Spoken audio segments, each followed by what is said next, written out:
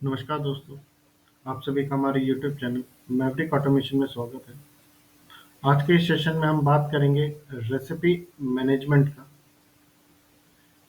Recipe management basically हम वहाँ इस्तेमाल करते हैं जहाँ पे हमें एक ही प्रोडक्शन लाइन पे बहुत सारे डिफरेंट प्रोडक्ट्स बनाने हैं। जैसे कि अगर हम बात करें फूड मैन्युफैक्चरिंग सेक्टर्स में या केमिकल इंडस्ट्रीज में या ऑयल इंडस्ट्रीज में या पेंट इंडस्ट्रीज में, प्रोडक्शन लाइन तो एक है लेकिन हम बहुत सारे डिफरेंट प्रोडक्ट उसी प्रोडक्शन लाइन पे अगर हमें बनाने हैं तो हम वहाँ पे रेसिपी मैनेजमेंट का इस्तेमाल करेंगे। जैसे कि अगर हम पेंट की बात करते हैं तो पेंट में जैसे कि हम जानते हैं कि तीन बेसिक कलर्स होते हैं, उनके मिक्सचर्स के डिपेंड होके कि कितना परसेंटेज कौन सा पेंट मिक्स होगा और एकदम डिफरेंट कलर्स हम वहाँ पे बना सकते हैं। इसी तरीके से ऑयल मैन्युफैक्चरिंग सेक्टर्स में प्रोडक्शन ऑयल का तो एक है लेकिन हम वहाँ पे डिफरेंट क्वांटिटीज में ऑयल मिक्स करके एक पर्टिकुलर टाइप का ऑयल बना सकते हैं। इसी तरीके से मैन्युफैक्चरिंग इंडस्ट्रीज में हम जैसे कि चिप्स की बात करते हैं या एक्स वाई जेड कोई एक प्रोडक्ट है, प्रोडक्ट तो एक ही है लेकिन उसके ऊपर हम इंग्रेडिएंट्स क्या रखने वाले हैं, उसकी टॉपिंग्स क्या रखने वाले हैं, कितनी क्वांटिटी में वो टॉपिंग्स होनी चाहिए, वो सारी चीज हम रेसिपी के थ्रू कर सकते हैं। या फिर जैसे स्टील प्लांट है, स्टील प्लांट में एक ग्रेड का स्टील बनता है, अगर मुझे ग्रेडिंग अगर उसका चेंज करना है तो हम वहाँ पे डिफरेंट एलिमेंट्स या डिफरेंट केमिकल्स का हम या मेटल्स का हम इस्तेमाल करते हैं ग्रेड ए, ग्रेड बी या ग्रेड सी बनाने के लिए। तो इसी तरीके से अगर हमें स्काडा के थ्रू रेसिपी का इस्तेमाल करना है कहीं पे भी किसी भी इंडस्ट्रीज में, तो आज हम इंटेक्स स्काडा के थ्रू चेक करने वाले हैं। तो आइए स्टार्ट करते हैं स्काडा सिस्टम में।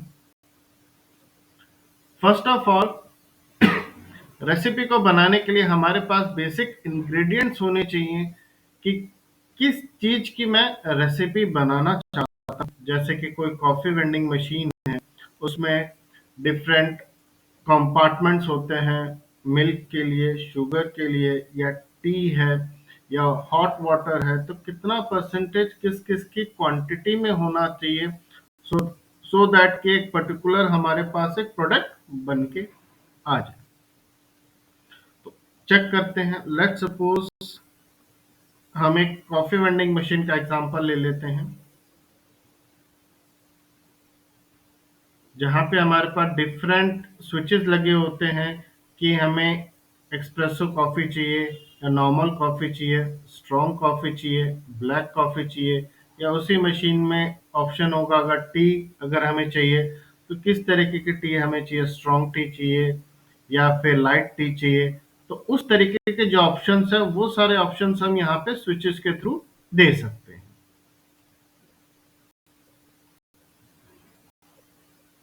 इसको हम डुप्लीकेट करेंगे। लेट्स सपोज फर्स्ट हम बना रहे हैं स्ट्रॉन्ग कॉफी के लिए।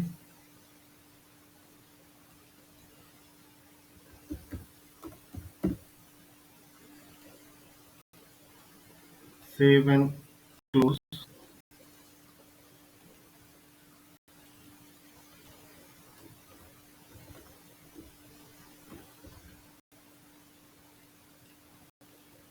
सेकंड ऑप्शन हम बनाते हैं लेट्स सपोज टी के लिए।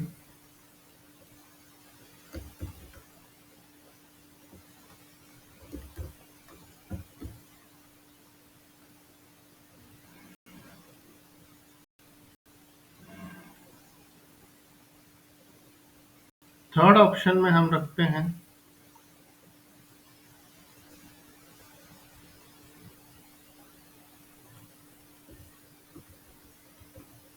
ब्लैक कॉफी के लिए।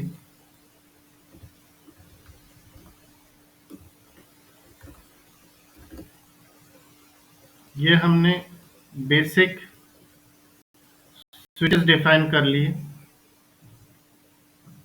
अब जो रेसिपी है उसमें क्या क्या इंग्रेडिएंट्स डलेंगे वो हम अब स्काडा स्क्रीन पे यूज करने वाले हैं, जैसे कि वाटर होना चाहिए,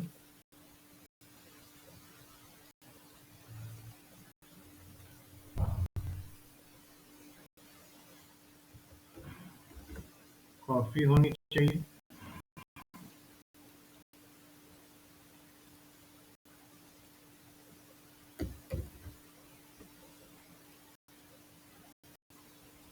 टी होनी चाहिए एंड शुगर। तो ये हमारे जो बेसिक इंग्रेडिएंट्स हैं वो आ गए हैं, एंड मिल्क।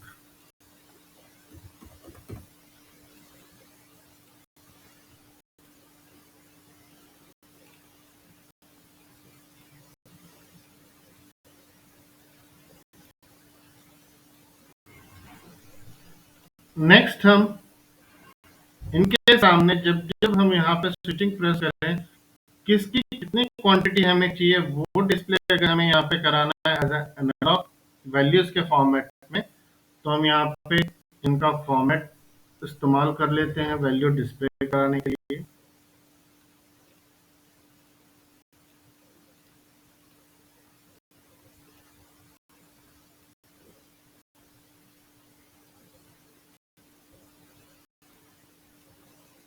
जब जब हम रेसिपी को सेलेक्ट करेंगे तो हमें यहाँ पे इनकी वैल्यूज शो होंगी।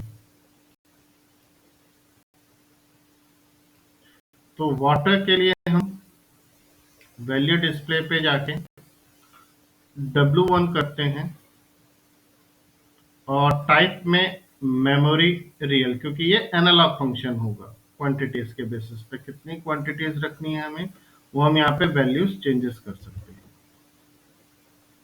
Save and close, coffee C1, memory real, okay, save and close, T,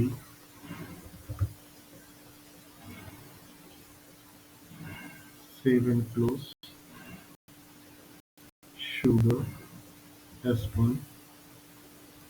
सभी का जो टाइप होगा वो मेमोरी रियल होगा। Then M1, okay, save and close. Next ये अभी हमने स्काडा स्क्रीन पे एक डिस्प्ले बना लिया है कि हमारे पास ये बेसिक इंग्रेडिएंट्स है और ये हमें वैल्यूज होनी चाहिए। लेकिन वैल्यूज डिस्प्ले कराने के लिए जब जब हम यहाँ पे स्विचेस को चेंजेस करेंगे तो यहाँ पे उस पर्टिकुलर रेसिपी की वैल्यू शो होंगी। तो उस वैल्यू को शो कराने के लिए हम अभी रेसिपी का इस्तेमाल करते हैं। तो रेसिपी इंटेक्स स्काडा में हमें टूल्स पे एप्लीकेशन एंड रेसिपी मैनेजर, इस पे क्लिक करेंगे तो यहाँ पे हमें एक फाइल क्रिएशन के लिए मैसेज आएगा। तो हम यहाँ पे न्यू करेंगे तो इस न्यू फंक्शन के हमारे पास तीन विंडोज ओपन होती है, template definition, unit definition and recipe definition. तो ये तीन डेफिनेशंस हमारे पास आएंगी रेसिपीज बनाने के लिए। फर्स्ट हम टेम्पलेट डेफिनेशन की बात करते हैं। तो यहाँ पे हम जो बेसिक इंग्रेडिएंट्स जो लेके आए हैं स्काडा स्क्रीन पे, तो उनका आइटम नेम हम यहाँ लिखेंगे और आइटम टाइप लिखेंगे। जैसे फर्स्ट है water, enter, coffee, enter, then tea, enter, sugar, enter and milk, enter. तो ये बेसिक इंग्रेडिएंट्स हो गए। अब इनकी जो आइटम टाइप है वो बेसिकली एनालॉग फंक्शंस हैं। तो हम या तो टोटल कंप्लीट एनालॉग लिखें या ए लिख के एंटर कर सकते हैं।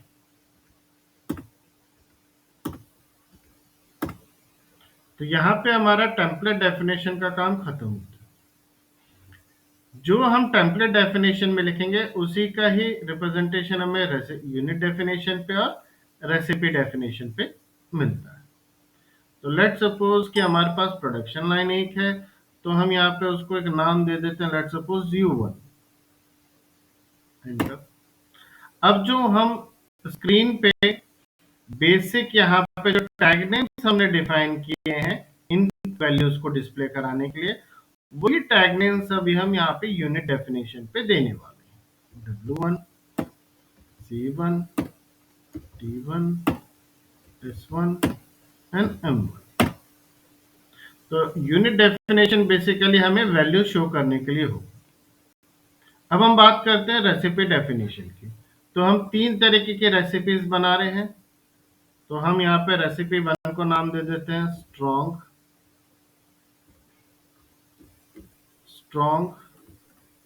कॉफी। अब इसके अंदर हमें क्या क्या चीजें कितनी कितनी क्वांटिटीज में रखनी है, उसके लिए हम यहाँ पे एक वैल्यू डिफाइन कर देंगे। Let suppose water 20, coffee 40, T 0, sugar let suppose 10 and milk 20। और जब हम टी चेक करेंगे तो उसके लिए water let suppose 20, coffee 0, T 30, sugar 10 and milk 15।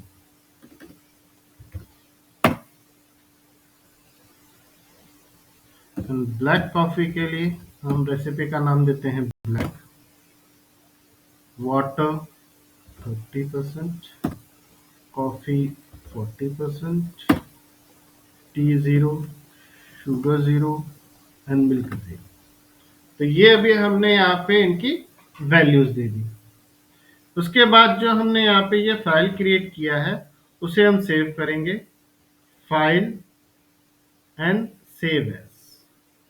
तो जनरली हम इसको किसी फ़ोल्डर के अंदर सेव करा सकते हैं या डेस्कटॉप पे सेव करा सकते हैं, लेकिन जब भी हम यहाँ पे कोई भी सेविंग का फॉर्मेट देंगे तो फाइल का जो नाम है वो शॉर्ट होना चाहिए, अदरवाइज हमें पूरा फाइल नेम लिखना पड़ेगा। जैसे अगर हम डॉक्यूमेंट में सेव करते हैं तो यहाँ पे जो फाइल नेम होगा वो C: file name dot document and settings में जाके हमें पूरा वो फाइल नेम लिखना होगा।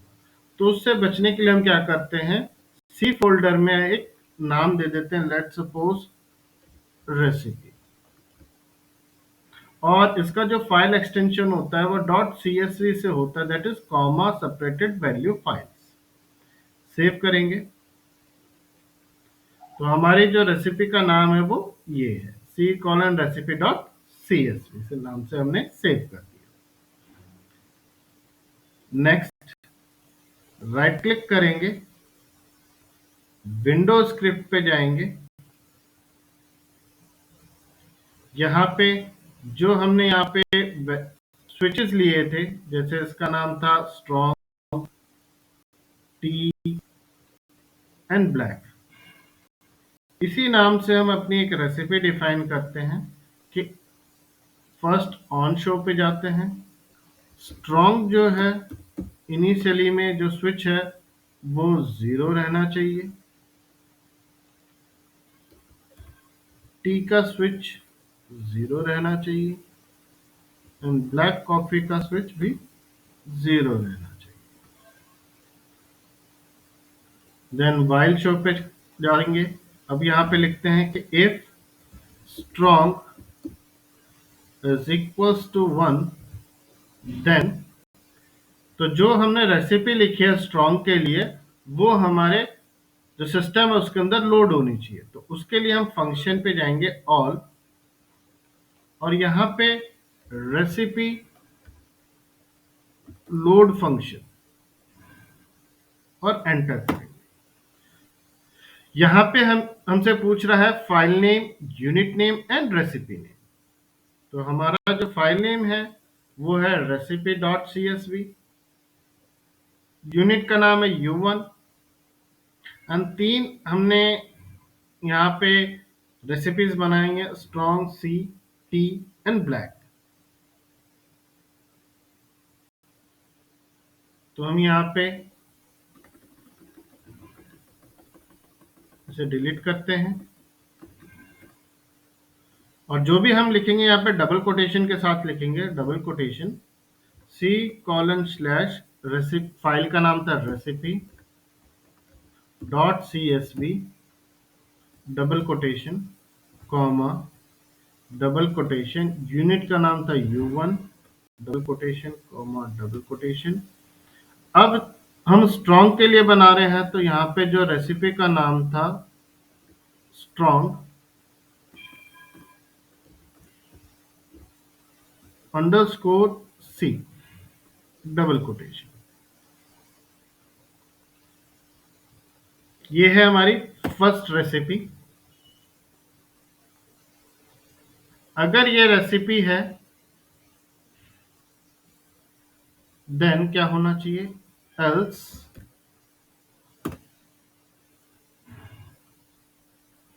हम करते हैं इसको कॉपी पेस्ट। अगर ये होगी तो ये चलेगा, अगर नहीं है तो क्या होना चाहिए, हमारा टी वाला ऑप्शन ऑपरेट होना चाहिए। उसका जो रेसिपी का नाम था टी, ये ऑपरेट होगी। अगर ये ऑपरेट नहीं होती है तो थर्ड वाली ऑपरेट होनी चाहिए, इफ ब्लैक इक्वल्स टू 1,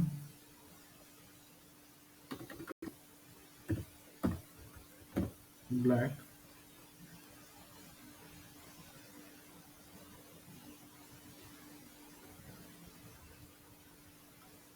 और अगर हम स्विच को ऑफ कर देते हैं यहाँ पे किसी भी स्विच को, तो जो वैल्यूज है वो 0 हो जानी चाहिए। तो उसके लिए हम यहाँ पे लिखेंगे जो W1 है that will equal to 0, C1 equal to 0, S1 equal to 0, T1 equal to 0 and M1 equal to 0। तो अभी हमने यहाँ पे 3 इफ का इस्तेमाल किया है, 3 एंड इफ का इस्तेमाल करेंगे, वैलिडेट 1, वैलिडेट एंड ओके। अब हम रन करके चेक करते हैं रेसिपीज को।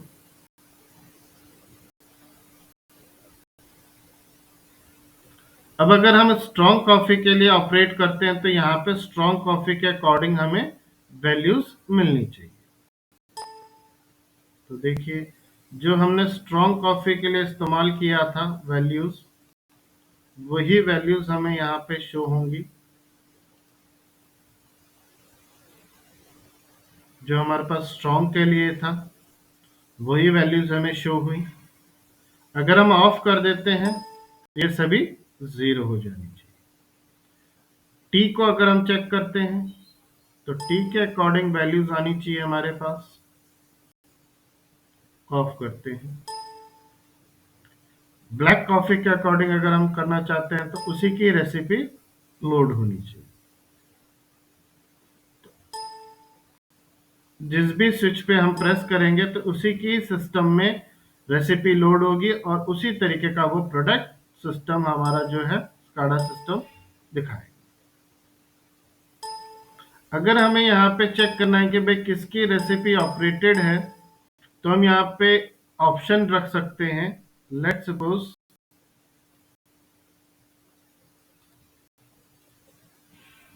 STRONG strong underscore COF coffee tea and black।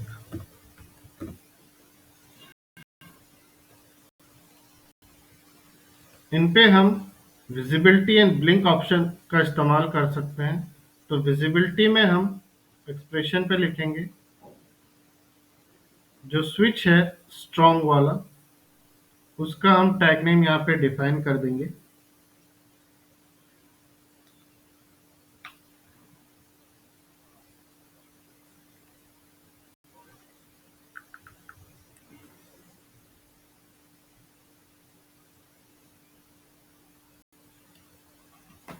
तो हम यहाँ से स्ट्रॉन्ग जो हम टैग नेम्स डिफाइन किए थे स्विचेस के लिए, वो हम यहाँ से इस्तेमाल करेंगे।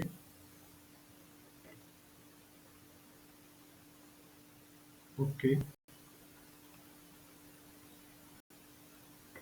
स्ट्रॉन्ग जब 1 होगा तो ही डिस्प्ले होना चाहिए, और ब्लिंक में भी हम रखते हैं स्ट्रॉन्ग। टेक्स्ट कलर जो है वो ग्रीन हो जाए। ओके, टी के लिए भी हम यहाँ पे टी का इस्तेमाल करेंगे टैग नेम का। जब वो 1 होगा तो ही शो हो, और ब्लिंक भी जब टी डिस्प्ले हो तो ही हमारा टी ऑप्शन डिस्प्ले होना चाहिए। ब्लैक के लिए जब ये 1 होगा, ब्लिंक पे हम ब्लैक का इस्तेमाल करेंगे। और कलर्स में हम यहाँ पे लेट सपोज येलो करते हैं। ओके, एक बॉक्स का इस्तेमाल कर लेते हैं।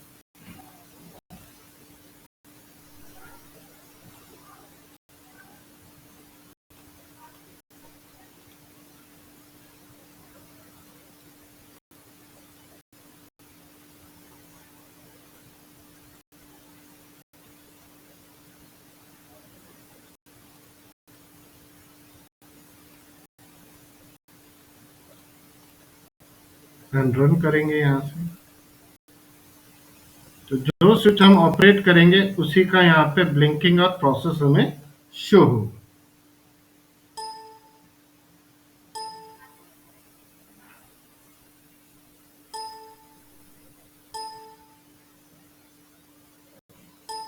तो इस तरीके से हम रेसिपीज का इस्तेमाल कर सकते हैं सिस्टम्स में, कि अगर कोई प्लांट, केमिकल प्लांट है, या कॉफी वेंडिंग मशीन है, पेंट कंपनी है, या फिर कोई ऑयल कंपनी है, तो वहां पे डिफरेंट प्रोडक्शन लाइन जो है वो ना रख के हम सिंगल प्रोडक्शन लाइन पे अगर डिफरेंट डिफरेंट प्रोडक्ट बनाना चाहते हैं तो हम वहां पे रेसिपीज का इस्तेमाल कर सकते हैं। Thank you.